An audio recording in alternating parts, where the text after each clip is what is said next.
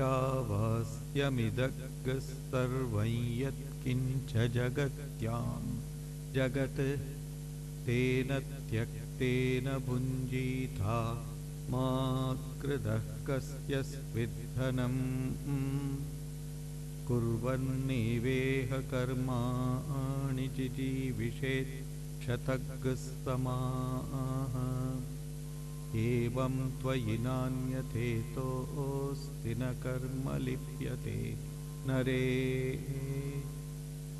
असुर्यानामते लोका अन्धेन तमसावृताः ताग्स्ते प्रेत्याभिगच्छन्ति ये के चात्महनो जनाः अनेजदेकं मनसो जवीयो नैनद्देवा आप्नुवन् पूर्वमर्षत् तद्धावतोऽन्यानत्येति तिष्ठत्तस्मिन् नपो मातरिष्वा ददाति तदेजति तन्नैजति तद्दूरे तद्वन्तिके तदन्तरस्य सर्वस्य तदु सर्वस्यास्य बाह्यतः यस्तु सर्वाणि भूतानि आत्मन्येवानुपश्यति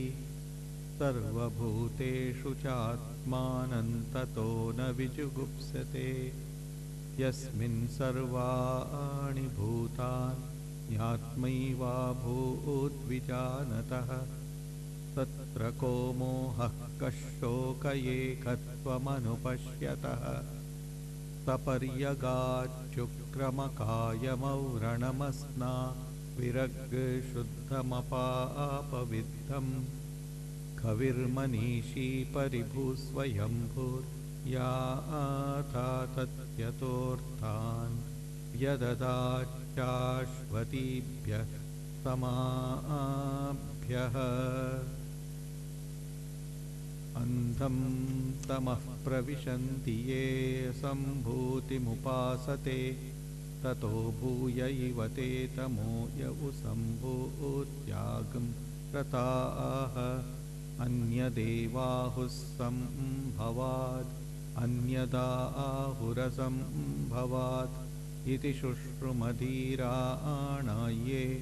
नस्तद्विचचक्षिरे सम्भूतिं च विनाशं च यस्तद्वेदो भयग्गः सः विनाशेन मृत्युं तीर्त्वा सम्भूत्यामृतमश्नुते हिरण्मयेन पात्रेण सत्यस्यापि हितं मुखं तत्त्वं पूषन्नपावृणु सत्यधर्माय दृष्टये पूषन्नेकर्षेयमसूर्य प्राजापत्यव्यूहरश्मीन् समूहतेजो यत्ते रूपं कल्याणतमं तत्ते पश्यामि योऽसावसौ पुरुषस्तोऽहमस्मि वायुरनिलममृतमथेदं भस्मान्तशरीरं क्रतो ॐ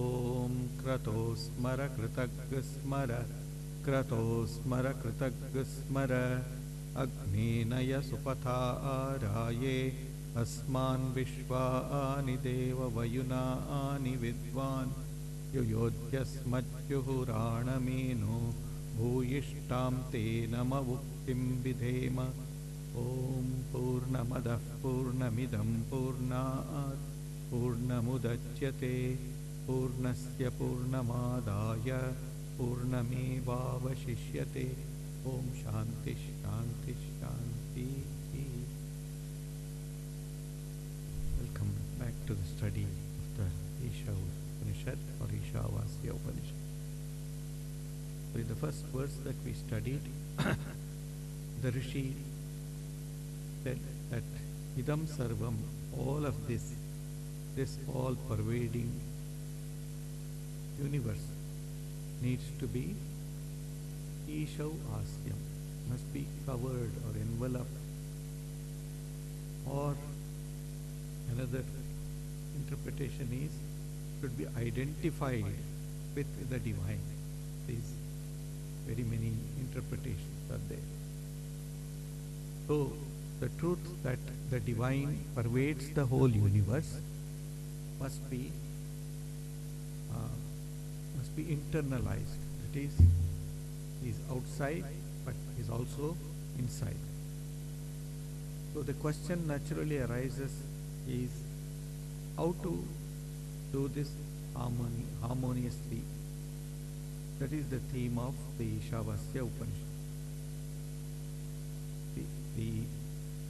The first verse that we studied, Ishavasyopanishad, Ishavasya idam sarvam, there it says that there is this presiding deity who is a permanent feature of ourselves, which is permanent feature in everything, animate and inanimate.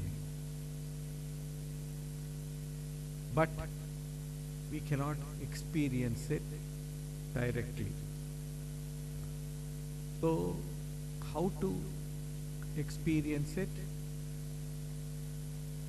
The Upanishad says, Tena tyaktena punjita. Tyaga means here giving up the false notion that this is real. What I am enjoying, what I am experiencing is real. So this is a false notion that needs to be given up. That wrong or false notions and attachments that we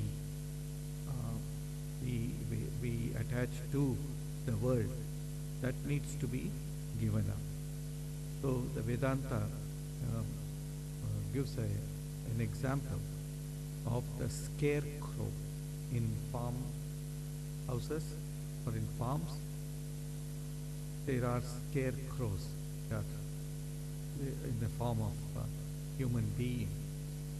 So it scares the birds or the pests, and also scares the probable thief who will come to steal the produce in the darkness of night. You will see some white shirt there and will think that there is somebody who is guarding it and will run away.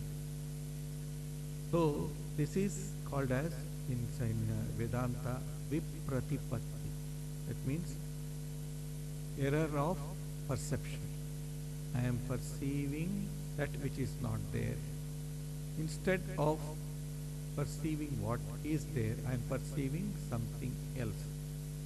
And the very standard example that the Vedanta scriptures talk about is the rope and the snake.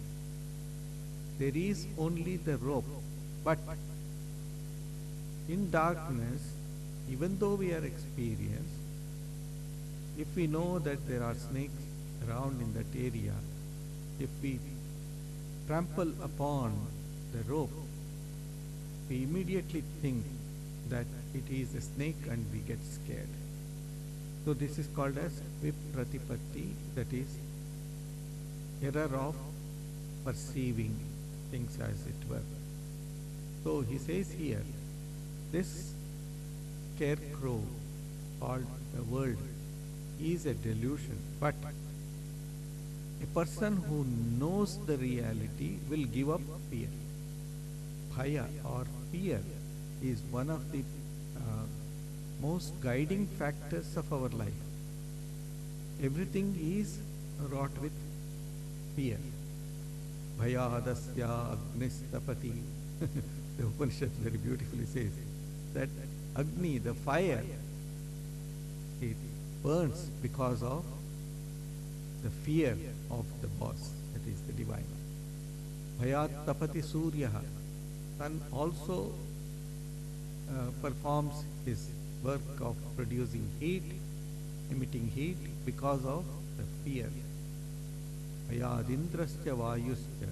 Even the Indra, the lord of all the gods, Vayu, that means the wind, the god of the wind. And then he says, Mrityur dhavati panchama. Even the god of death, that is the lord of death, also takes flight Panchama in fifth gear. It goes up, it puts on the fifth gear and goes. So that is to say that there is fear as long as you perceive the other, as long as you know that there is somebody else, something else in your life, then there is that fear. But if you know that only one thing exists, the divine alone exists, then there is no fear. So it says that one has to get rid of this delusion or the fear. Fear of death is one of the greatest, which all of us have, fear of death about our own selves as well as the persons who are near and dear to us. So giving up these wrong ideas or notions, we should slowly recognize,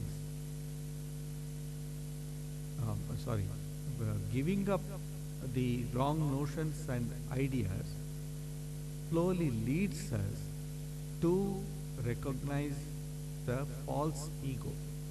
The false ego thinking that I am so and so, I am a personality and so on and so forth. So which is very hard in our life. But when we give up our false ego or false notion of our ego, then immediately we become free. See, whenever we identify ourselves completely with somebody else, then there is no fear at all, there is no ego at all. And then we feel so very happy. So he says, that which is, the Upanishad says, Tena Tyaktena Bhunjita. That which is left to us by the Lord, you enjoy, Bhunjita, and offer everything to Him and partake it as prasad. Everything, any experience, good, bad, or negligible, everything you experience, you offer it to the divine. Shankaracharya explains this in his bhashya, in his commentary. Here is Kasyasvit, as explains, whose is the well. See, you are enjoying, no doubt, but whose is the well? Everything belongs to the divine. There is no wealth, there is nothing that belongs to anybody. And we are all aware intrinsically that nothing remains with us permanently, forever. So this mantra, especially first verse, it is like a contemplative mantra. Just imagine that Ishavasyam idam sarvam. This whole universe is enveloped, covered with the divine. Just imagine your whole being as full of the personality or the spirit of the divine. This is a wonderful meditation or contemplation that we can all do. And secondly, but the moment you start thinking of something else, when we meditate, all the other thoughts definitely crowd us. So when that comes, what should you do? To whom does this belong? To whom does this thought belong? Go to that deep, that is the Buddhist meditation. To whom does this thought belong? To the ego. And what is the ego? Is there any separate existence of the ego? You will slowly come to know, no, it's not nothing that is separate. Slowly then you will revert back to the first portion of the verse. Ishopasyam idam sarvam. Everything is covered by the divine. So this is a very powerful contemplative mantra that the Rishi gives to us. Ishavasyopanishad idam sarvam. So they are meant for contemplation and meditation. But not everybody is inclined towards contemplation or meditation. So for that, Sri Krishna, he says, but for those in this seventh chapter, right? Seventh chapter. Sri Krishna says, but for those who cannot contemplate too much, then the doctrine of work must be applied. Karma yoga, karma yogo vishishyate. The philosophy of action must be undertaken. So, normally we do not see the characteristics of God as filled with action, normally, whether it is Isha, Vishnu, or whether it is Brahma, or whether it is Shiva. We feel that they are always in meditation or in deep contemplation. But the Krishna says no, there is continuous action that is going on in the divine.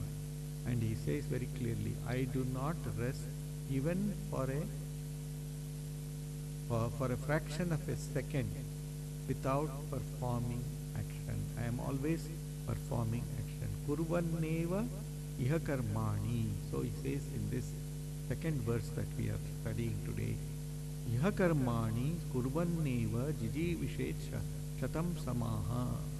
So he says, this kurvan, performing eva, alone, iha, here, this karmani, the deeds, jijivishet, should desire to live. Evam tvayi nanyatetosti na karma lityate nare. Says, performing work in this world by doing karma, indeed should one wish to live here for 100 years. Because that is the normal age of a person. For a man such as you, who wants to live, that means where there is a will to live for long and enjoy the world, there is no way other than this, whereby karma may not cling to you. That means you keep on performing your actions with the idea that it is God who is performing every action through me. Iha karmani. If God is the only reality, this is a very important point that we need to note over here. If God is the only reality, then all the values that are placed in front of it gets value. That is Sri Ramakrishna's very beautiful example. Take zero. Zero does not have any value by itself.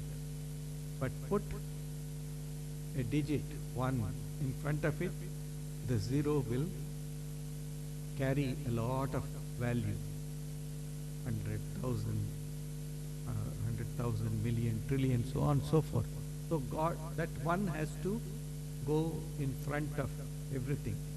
So one should put that great value, that is 1 in front of the zero. Zero is our body, our mind, our personality, and so on and so forth. Put that before God. All the things then will carry any value. So all the things in nature is constituted of these different values, that's the parts. But when the digit 1 is placed in front of it, then it becomes the whole. Otherwise, it remains zero. Therefore, in one sense, we are all nothing but parts of the whole. The machine has got several parts. Parts will not work independently of themselves. They need to be put together, and there needs to be a guiding principle for the working of the parts. And when it is a whole, then it becomes workable, or each part starts functioning. So here also in this world, Kurvanneva iha karmani, as we are born here, we keep on performing actions. Kurvanneva. This is something which is for everyone. When God himself says, that he is also performing the action. And everything carries value when we put God in front of ourselves. When I was very young, grandfather used to teach me time. It's a small one. God first, world next, and yourself last. God first, he put God first, then the world, that is your duty towards the world, then yourself lost, your selfish ends or your desires, everything, you put it to the last. But if you reverse it, then we are lost completely. You will not be able to do anything at all. So, in this universe, another point that he says here, Kurvanneva karmani jijivishet shatag. If you want to live, you want birth, death and life, it is an evolutionary process. Birth, living, then dying. Everything is an evolutionary process. And nothing in this world happens suddenly. Sometimes we say, he suddenly passed away. You know, we say that, isn't it? He suddenly passed away recently.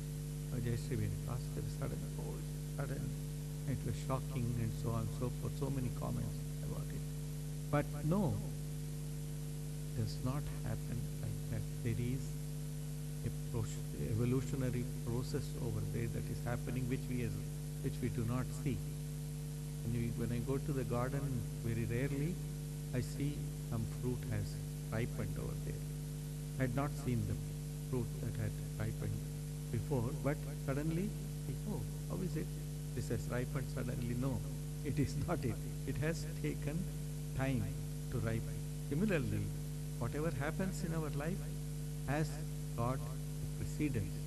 Means everything happens because as it goes through a process, an evolutionary, even an accident. Accident also happens, we say it is sudden and it is an accident, etc. No, there is a reason behind that also, which we do not see. It is called in Vedantic language as adrishta.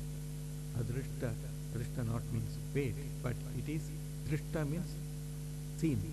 Na drishta, that means that which we have not seen behind, we have not experienced it before. There is some reason behind everything. So nothing happens suddenly, or nothing is, even the idea of fate also has to be taken into this consideration. It is not fate, no. There is a reason behind it, and it is supposed to happen the way it is happening. So in the Bhagavad Gita he says, Na tadasti prativyam va divi deveshu va punaha tattvam prakritichayam yadevis yaspipir gunaihi. Nothing on earth nor in heaven can we find anything that is free from the operation of tattvam prakritichayhi. That means the gunas, the trigunas, sattva, rajas and tamas, they keep on functioning, they keep on acting. For example, the propulsion to work, the propulsion to go to the office or to work is the cause, it arises from the rajas that is within us. The quality of rajas of the Prakriti, it goads us. Whether we want it or not, we are almost forced to go to work or to perform some action. And then when we rest, when we are stable, then it is the tamasic Prakriti which gives us that. And then there is a balance between work and not working. That is rajas and tamas, which is given to us by sattva, wherein you feel fulfilled, you feel very happy. When we feel really fulfilled after doing something, or even after sleeping also, that means the sattva has become predominant in all of us. So everything that is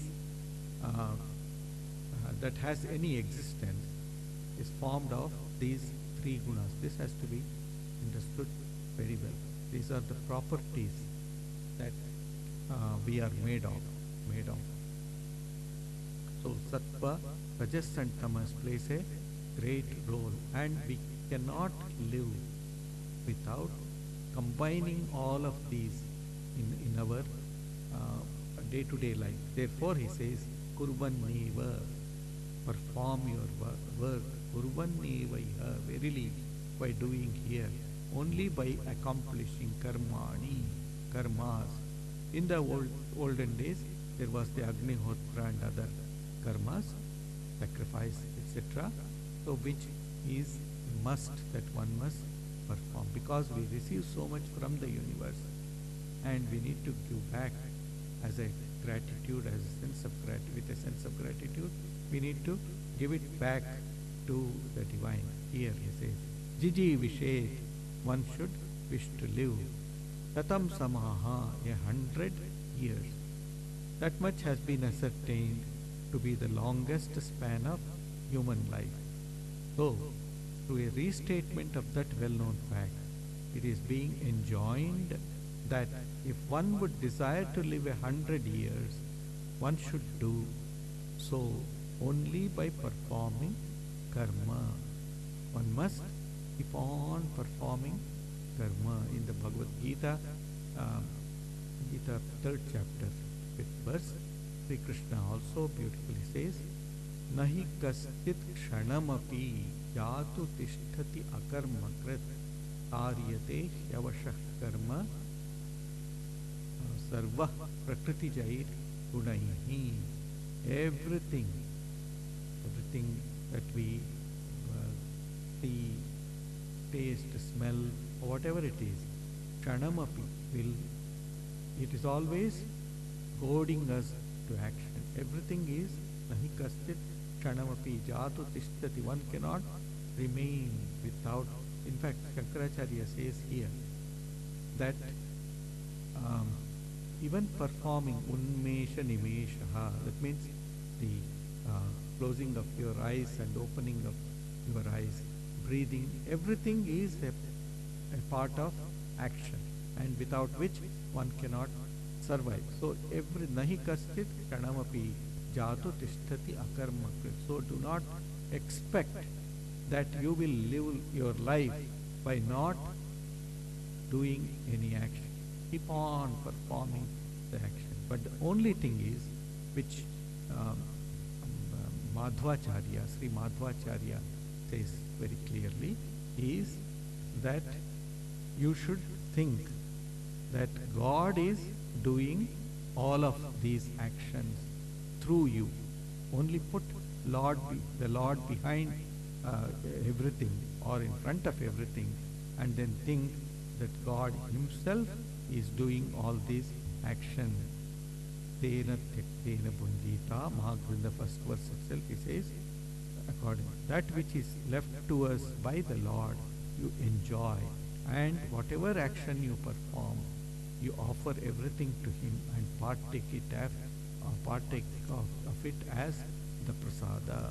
So here he says, evam tvayi, for you, such as you have this kind of hankering for life. All of us have got hankering life.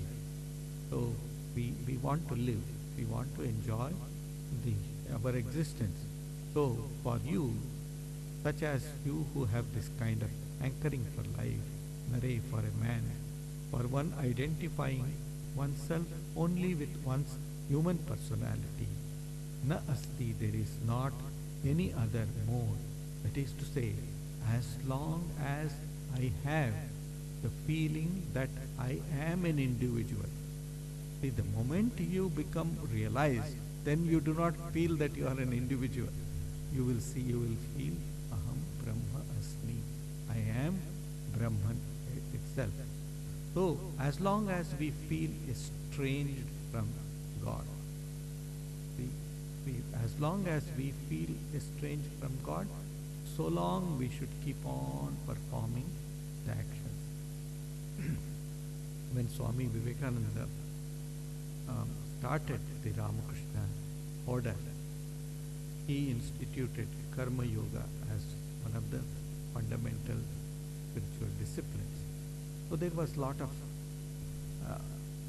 negative reactions to his decision, especially in those days. Swamis were not required, or they did not perform any kind of action. That means social work and all of that. So he was very well criticized for all of that. But Swami Vivekananda knew very clearly that all are not meant for contemplation. Everybody has to go through it. In fact, when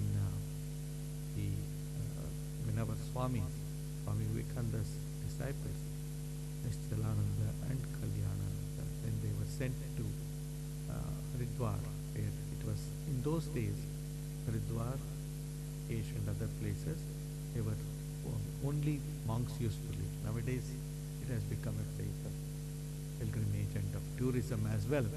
So, but in those days, only these people used to, sadhus used to live in those places. And some of them would fall sick. There was nobody to take care of them, because who will serve whom? Sadhus would not serve each other. And as a result, many people would be dying on the road. Nobody would care for them. And Swamiji, under Swami Vivekananda's instructions, these two Swamis went to Haridwar, and they had a small cottage for themselves, and then they used to go and fetch all the people, sick people, sadhus and all others. They would wash them, clean them, and then give them some medicines. They knew some homeopathy medicines, so they would give them some medicines and look after them, give them some food, etc. So the other monks in Haridwar, they did not like this. They would every now and then there is what is called as Bhandara, a feast which is given to sadhus. In all ashrams there is a Bhandara, a feast that is given to monks. But they would very reluctantly invite these two monks, and if they went, because these people had to go, they had to be in a society of monks. So these people used to go, and instead of making them sit along with them, these monks would be asked to sit towards the end or outside the door. And the sadhus, the other traditional people, would call them as Bhangi sadhu. Bhangi means sweeper, that is a cleaner. Bhangi sadhu. These people they are cleaning people, they are just like the sweepers and the caretakers. They are looking after them, so they are not worthy to be called as sadhus. But just because they were wearing the monastic garb or clothes, so they would somehow be supposed to invite. And then there was one of the president of the monks. He came to know of the good work that the Swamis used to do. So he told the other monks, if you invite the monks, they should come and sit next to me. See, how many of you are doing any kind of seva or any kind of work? Here they have renounced everything, they have given up everything, and they are looking after we people who fall sick. And then you call them as Bhangi sadhus? It's ridiculous. So then, from then onwards, the place next to the president used to be given, even today also, used to be given to the head monk of our Haridwar ashram, Kankal ashram. So that is to say that in those days there was this strong concept or conception that working is non-spiritual. Performing action, serving is non-spiritual. Only meditating or doing some bhajans, chanting and bhajans. That only is spiritual. That was there for a very, very, very long time. But Swami Vivekananda had to break this, and therefore he instituted the doctrine or the philosophy of work as a spiritual discipline in the Ramakrishna order. So here he says, you have to perform this work. Na anyatha, there is no other way but performing all these actions. So in the Bhagavad Gita also, the Arjuna asks this very fundamental question: which is better, meditation on the universal absolute, or devotion, that is serving people, serving the devotees, or serving God and all of that? So I think it is the 12th chapter of the Bhagavad Gita, Yoga. There he says, Krishna says, of course, performing action is very, very important. So he says, and he says, I do not cease from working even for a moment. So performing of action is definitely better, because action, performing action or work is a natural characteristic of every being. And so it is also of the nature of the divine to perform action.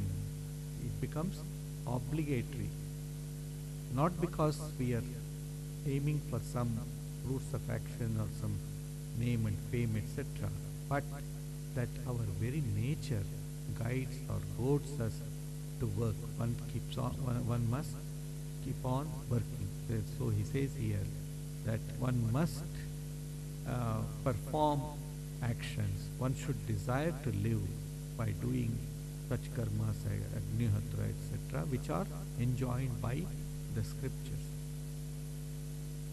So, kurbanneveha karmani jijivishet shatam samaha. So, by performing action in a dedicated manner, that is, I am not performing it just for my self-aggrandizement, but for the sake. This brings us to the concept of yajna, which we read in the 4th chapter of the Bhagavad Gita. Everything is yajna. Breathing in is yajna.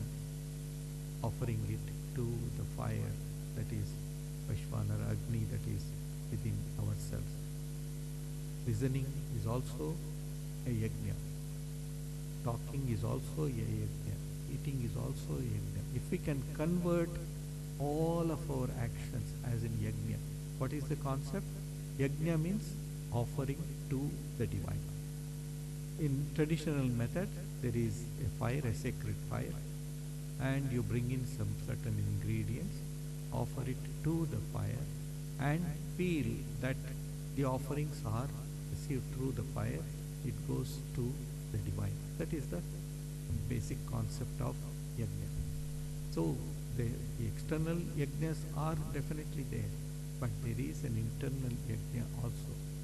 My thoughts, for example, we just offer it to Hiranyagarbha or to Ishvara, the Lord, that I am getting these thoughts, disturbing thoughts, for example, or thoughts that are making me very concerned, very tense. So what should I do in order for me to become less concerned or become less worried about things? Mentally, keep on offering it to the divine. This thought has come to me, oh Lord, take this. One of our Swamis, Swami Nishresananda, who was in Zambia for a very long time, Zimbabwe. So he used to tell us that at the end of the day, you finish all of your work. If you still have some concerns or any thoughts that are bothering you or any unresolved questions that you have, just imagine that you are offering it to the divine. Post it to the Hiranyagarbha, that is the divine, and then go to sleep. then you will see that the responses for that will arrive by post the next morning itself. This is a very beautiful way of explaining how any thought that we have or any action that we perform, we just offer it to the divine. So what happens is the sense that I am doing, that I am responsible for it, that will slowly, it doesn't go up just like that, slowly it will be released from you.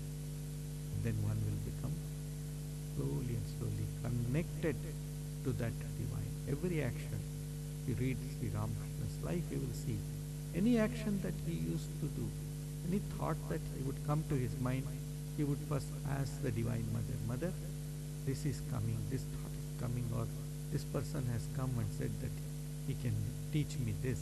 So what shall I do?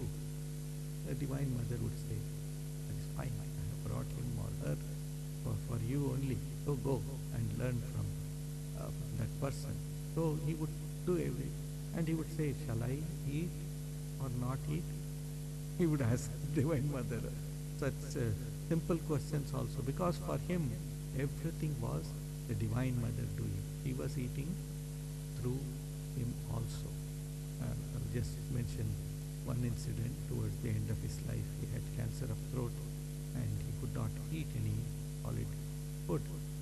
So the disciples of Sri Ramakrishna asked him, Sir, please tell your Divine Mother with whom you interact regularly, ask her that you should be able to eat some food so that you can maintain physical health. He said, no, I cannot ask such questions to the Divine Mother. He said, no, just ask it for our sake. So then he goes and asks the Divine Mother, these boys, they are asking me to request you to allow me to eat so that I can get some strength and that I can live and talk to them. And he says, the Divine Mother showed all of your mouths and said, are you not eating through those mouths? Would you eat through your own mouth only? And Sri Ramakrishna says, I felt so ashamed of myself. All the time I am saying that it is the Divine Mother who is doing everything. And yet here I say that I have to eat the food. Mother told, no, you are eating through all these several mouths. That's a very great revelation for all of us. Ultimately, if we go through if we have gone through this Upanishad, you will know that ultimately we are not the doer. It is the Divine Himself, Ishavasyopanishad. He Himself has covered the whole universe. And then He, Kasyasvit Dhanam, whose is the wealth that you think you are earning or you are making money? No, it all belongs to the Divine. It was not there before I was born, it will not be there before, after I leave. It is not mine. Ultimately it all belongs to the Divine Spirit. So it all comes from Him and it all will go back to Him. Just have this thought in your mind that whatever I do, whatever I think, whatever I feel, everything has come from the Divine. And nothing happens. The other point that we have noted today here is nothing happens by chance.